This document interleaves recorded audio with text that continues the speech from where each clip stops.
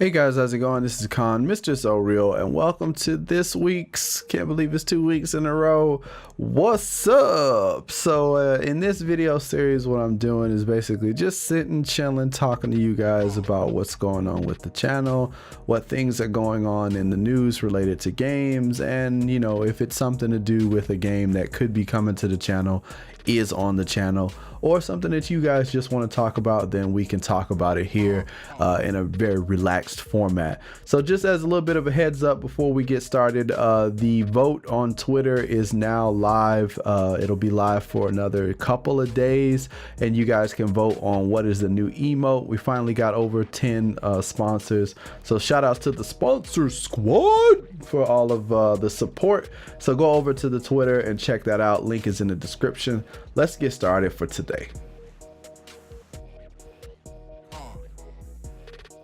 All right, guys, starting off this week's What's Up, we're going to take a look at Battle Royale for Fortnite. It is getting another update, and the update is coming on Monday. So the Monday update, they are going to finally release the silenced SMG. If you've been playing Fortnite, when the launch pads came out, there was a teaser saying that the SMGs were coming, and also with that there's going to be a bit of a buff for the SMGs and also a bit of a buff for the ARs, just so that you guys know. I've left links in the description for all of the stuff that we're going to be talking about today. So if you want to see straight from Epic about what's going on in Battle Royale, I am posting, you should see an image of what is in the patch notes right now, but if you want to go and check them out and maybe see what other news they have there, you can go ahead and go click on that link and then see what's up.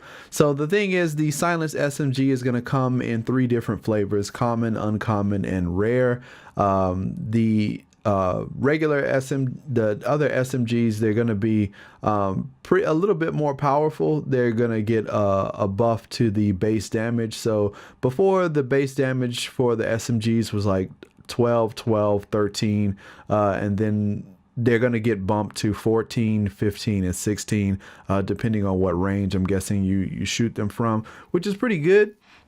And they're also going to get a magazine buff as well, which is I don't know if that's kind of needed, but I would say, you know, the more bullets the better, as Purdy would say.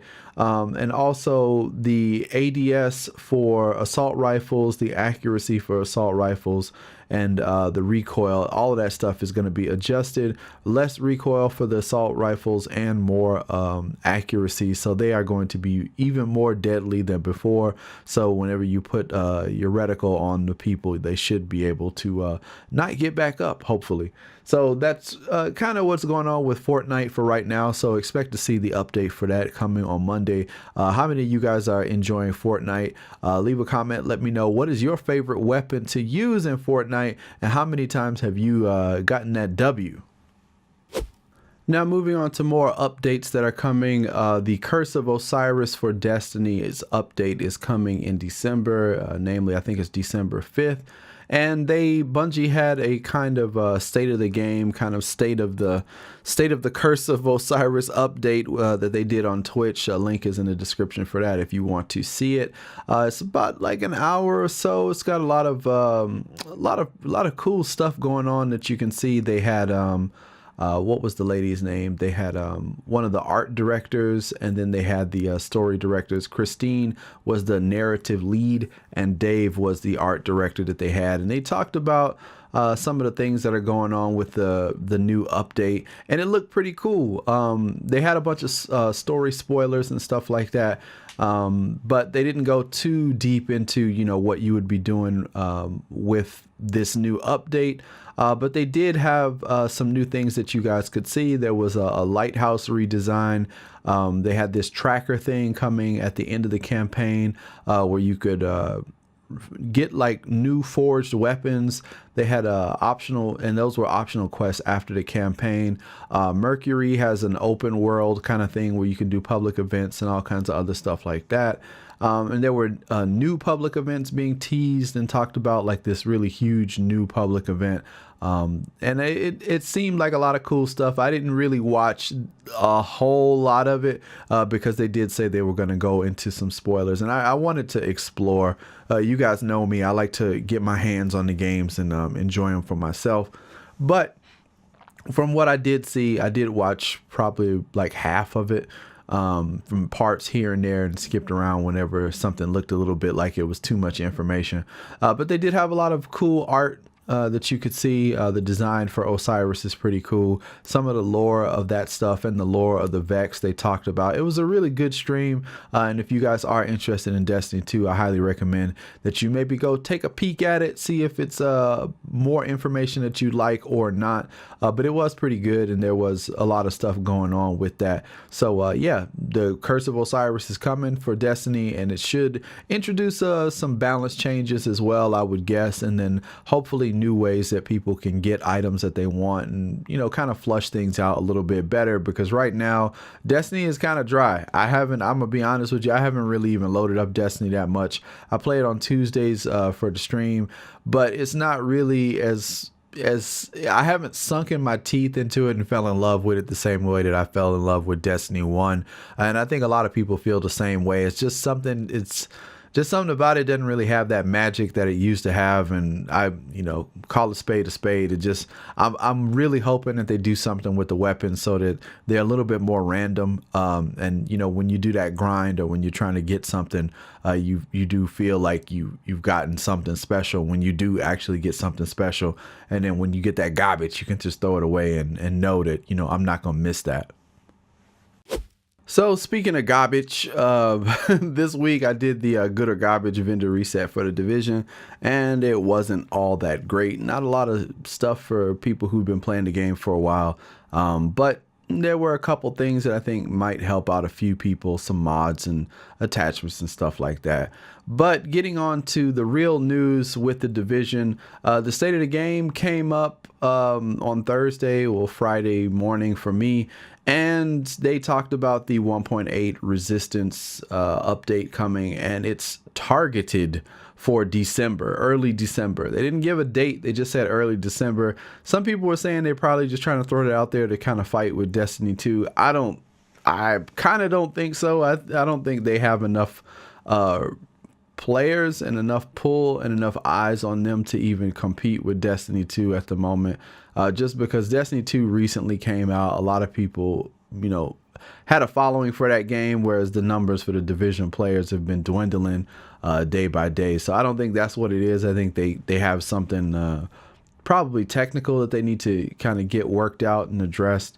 Or either that, or Ubisoft has probably come down on them and said, look, you guys got to get your stuff together, because enough is enough with this. But the global event number 3 is supposed to come out soon after this 1.8 patch, so you can expect to have more global event madness maybe a couple of days or a week or less after 1.8 is released.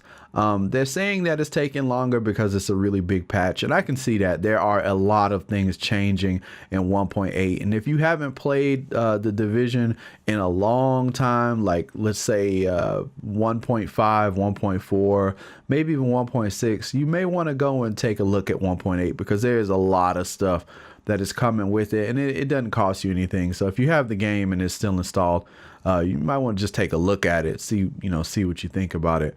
Now the other thing is, on the state of the game, they talked about they want to change the format of the state of the game to be more like a show, and they wanted to highlight the community weekly and talk about the news stuff and the news info when they have it, because people were kind of complaining, like, you guys come in here and you talk about the state of the game, but you don't actually have anything to talk about regarding the game. You just talking about BS, and people just don't like it. And they want to do something about that. So they pretty much said that they're not going to do a state of the game next week, and they're not trying to do state of the games unless they have something really to talk about. And I'm kind of curious to know, what do you guys think about that? I know not too many of you guys watch the state of the game, or you used to, but you stopped. What do you think about them changing the format? Would that bring you back into watching the state of the game on a weekly basis if they changed it and made it more of a community highlight instead of what it's been for, like, you know, the past few months? I mean, before they've had some interesting things to talk about, but recently there really hasn't been that much to talk about. And yeah, I've been one of those people that have questioned why they do it week after week when they don't have a lot to talk about. But this community highlight focus thing, I think, could be really really good. Either that, or they're running out of people to talk about the Division, because I guess there's only like Marco and a few other people who are actively still trying to do content for the game in a constructive way that's not, you know, completely bashing the game. But I don't know. You guys let me know. What do you think about this community highlight type show? And then they said if you have any ideas or suggestions for the state of the game, you could email them or reach out to some suggestions forum or something like that. Watching the state of the game for last week was really cringy. I put a link in there, but it's a lot of like dead air spaces where they're just reading comments for reading comments from the stream. I can't even lie to you, I honestly turned that shit off. I couldn't be bothered watching it because it was really painful. I felt bad for him, but I was just like, why are you doing this? Just, if you don't really have that much more to say, just turn it off. And now, in the spirit of turning things off, EA decided to turn off microtransactions for Star Wars Battlefront 2. So this whole thing about the microtransactions and Battlefront 2 has been it's been seriously annoying. So let's kind of catch everybody up to speed. The Battlefront, okay, let's go all the way back. So with the Star Wars Battlefront thing, they had it so that, you know, the game had loot boxes, and then, you know, inside the loot boxes there used to be these character cards where Darth Vader, Luke, Chewbacca, all of the characters, Darth Maul and stuff, that like were heroes that you use in the PvP, where you could, you know, get those cards so that you could play as those characters, but they were in the loot box. So the loot box, of course, was tied to microtransactions, similar to loot boxes like how Overwatch has it. But the thing is, with Overwatch, the loot boxes have just cosmetics. There's nothing in a loot box for Overwatch that would enhance your character in any way outside of, you know, just the cosmetics. And the thing is, people are really upset about the character progression and unlocking things being tied to these loot boxes. So EA decided to get rid of the Darth Vader and the character stuff. They got rid of the characters, took them out of the loot boxes, and said, okay, well, now you have to just play the game for this ridiculous amount of time to unlock this character, and then you'll have enough points that you can spend on the character, and then you can use that character in the PvP. Now, the thing about it, though, is please remember that usage of that character is not the entirety of the match.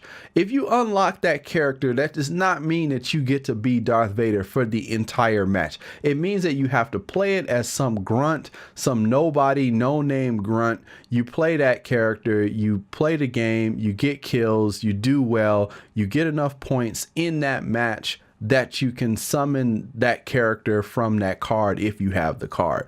It doesn't mean that you're, you know, gonna be Darth Vader for the entire time. And, you know, okay, everybody should understand that. But it's people who are complaining about it as if I can't be Darth Vader. Why? I want to be Luke. Why can't I do this? This is not fair. And it's like, dude, you still got to be good at the game in order to even unlock that. If you suck, you're still never going to be Darth Vader, even if you have the card. If you get embodied like the entire time, you're not going to be Darth Vader. You are not Darth Vader.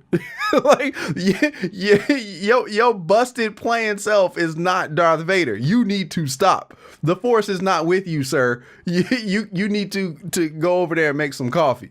But you know, it's just like, okay, so I understand that people are upset about the microtransactions. I understand that these crystals, which are part of the leveling up process for the cards that you get, that make your character stronger and all of that stuff being in the loot box. I get that. Like, having that stuff tied to the loot box is wrong. And you know, it's gotten to the point of where countries are starting to look at loot boxes and say that, you know, loot boxes are basically just forms of gambling, and they're really looking into that. And I think there's some in Belgium or something, the gaming commission is looking at removing loot boxes completely from video games because they're worried about that. And then like there's some somewhere in the UK there some government officials are looking into loot boxes in video games. So if they decide to make it law in some countries that loot boxes can't even be in there, you can expect that other countries are probably going to look into it and get rid of those loot boxes. And I'm cool with that. Loot boxes, if you want to have them just be cosmetic. I don't really like loot boxes in general. I would rather you just put the stuff out there and then let me buy it if I want to buy it.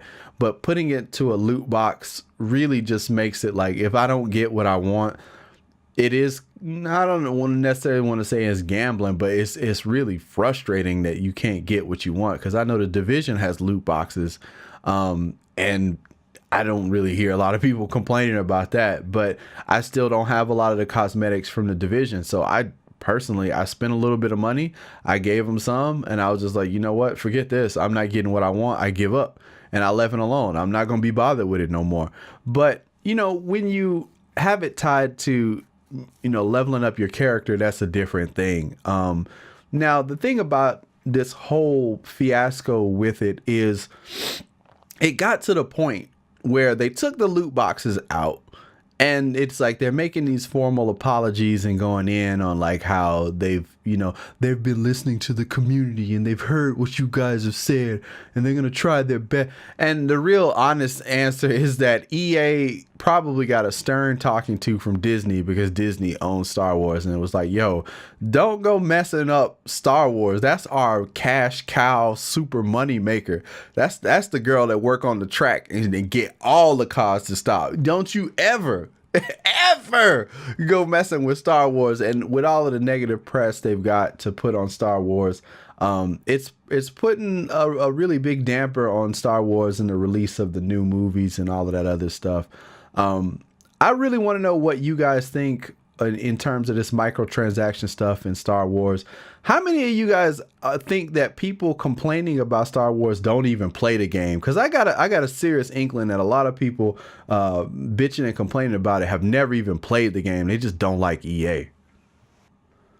So that's pretty much gonna do it. I'm gonna just cut it off there. Last week when I made one of these, got a couple comments of people saying that it was a little bit long, and yeah, I did talk about a lot of different stuff.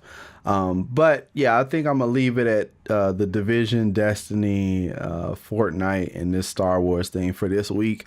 Who knows what's gonna happen next week, depending on if there's something interesting regarding things that, you know, are going on with the channel or going on in major gaming news. I might talk about it. If there's something you want to hear me talk about, leave a comment in the comment section down below. Let me know what it is that you're interested in, or that you think I should discuss on, or that you'd like to hear my opinions on, or some thoughts about, so that we can all have an open discussion and talk about what's up. And that's pretty much gonna do it. I guess I'll catch you guys later.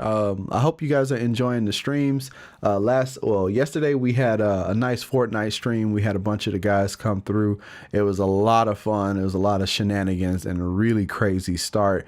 I hope you guys are also enjoying Warframe. I've been enjoying it low key on the side, off stream. It's a lot of fun, very deep, a lot of things going on. Still trying to get used to mouse and keyboard, but it is a lot of fun. Hopefully, if you guys are PC players, let me know what kind of games you're looking forward to on PC, and then we'll see what we can do about that. But not to make this video any longer than it already is, I am Khan, Mr. So Real, and I will catch you guys later. Have a great rest of the weekend. I'm gone. Peace.